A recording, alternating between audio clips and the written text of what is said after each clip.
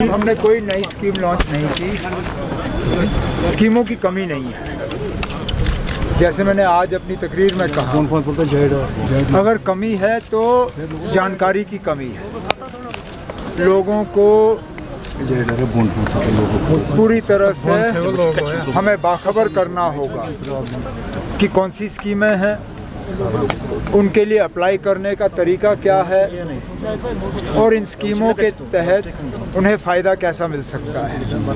बहुत सी ऐसी स्कीमें हैं जो इससे पहले सरकारी दफ्तरों में जाके उनके लिए अप्लाई करना पड़ता था, लेकिन ज़्यादातर हमारी स्कीमें अब ऐसी हो गई हैं जिनके लिए अब ऑनलाइन अप्लाई करना ज़रूरी पड़ता है। तो इस सिलसिले में समाजी बहबूद महकमे की तरफ से ये कोशिश है कि तमाम स्कीमों की जानकारी जो है जम्मू कश्मीर के हर उस बाशिंदे तक पहुंचा दिया जाए जिनको कहीं ना कहीं इस स्कीम की ज़रूरत पड़ेगी। सर, महबूबा मुफ्ती ने आज प्रोटेस्ट किया है जो जेल्स में राइट्स को लेके। किस चीज़ में? महबूबा मुफ्ती ने प्रोटेस्ट किया है जो लैंग्वेजिंग इन जेल्स। ठीक किया। तो ये हम सब इस चीज़ से जो है परेशान हैं, लेकिन यहाँ श्रीनगर में करके उसका कुछ नहीं होगा। जम्मू कश्मीर की सिक्योरिटी के फैसले जो हैं वो दिल्ली में लिए जाते हैं, वो होम मिनिस्ट्री में लिए जाते हैं। तो बेहतर ये होगा कि वो दिल्ली जाएं, होम मिनिस्टर साहब से मिलें और वहाँ पे ये बात उनके सामने रखें, जिस तरह हमने किया।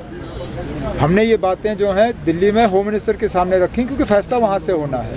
बाकी अगर ये सिर्फ दिखावे के लिए करना है तो फिर यहाँ कर लीजिए, किसी को इससे इतराज़ नहीं होगा। उमर साहब, आज सुप्रीम कोर्ट ने जो अर्जेंट हियरिंग से मना किया स्टेट कोर्ट पे, उन्होंने कहा अब मैं नहीं जानता हूँ कौन है जो सुप्रीम कोर्ट गए थे अर्जेंट हियरिंग के लिए।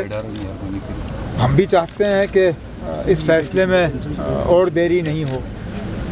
हमें भी हुकूमत में 10 महीने से ज़्यादा हो गए हैं और पहले दिन से हम स्टेटहुड के पीछे लगे रहे। पहली कैबिनेट की जो हमारी मीटिंग हुई उसमें सबसे पहला फ़ैसला हमारा स्टेटहुड का रेजोल्यूशन पास करना था।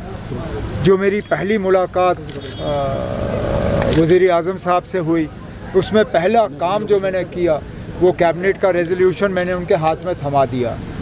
हम इंतज़ार करते आए लेकिन हमारी इंतज़ार का भी कोई हमें फ़ायदा मिला नहीं।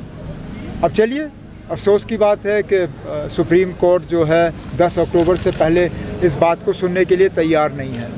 हम थोड़ा सा और इंतज़ार करेंगे, लेकिन हम अभी भी उम्मीद लगाए बैठे हैं कि जहां मरकज़ ने ये फ़ैसला नहीं किया, कम से कम सुप्रीम कोर्ट ही करे।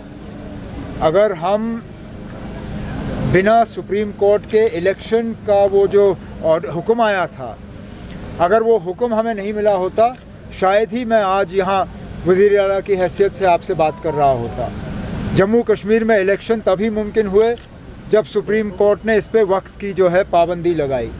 बदकिस्मती से स्टेटहुड पे सुप्रीम कोर्ट ने वक्त की पाबंदी नहीं लगाई थी, इसलिए हमें इतना जो है घसीटा जा रहा है। अब मैं उम्मीद करता हूँ कि 10 अक्टूबर के बाद जब ये मामला सुप्रीम कोर्ट के सामने आएगा तो इस पे वक्त की सीमा लगेगी और फटाफट हमें दोबारा रियासत का दर्जा वापस मिलेगा। अपने सिग्नेचर कैंपेनिंग का भी शुरुआत की, क्या चल रहा है? चल रहा है। जब हम इसको मुकम्मल कर लेंगे, ये जो हमें करना होगा ये हम मरकज़ की हुकूमत और सुप्रीम कोर्ट तक पहुंचा देंगे।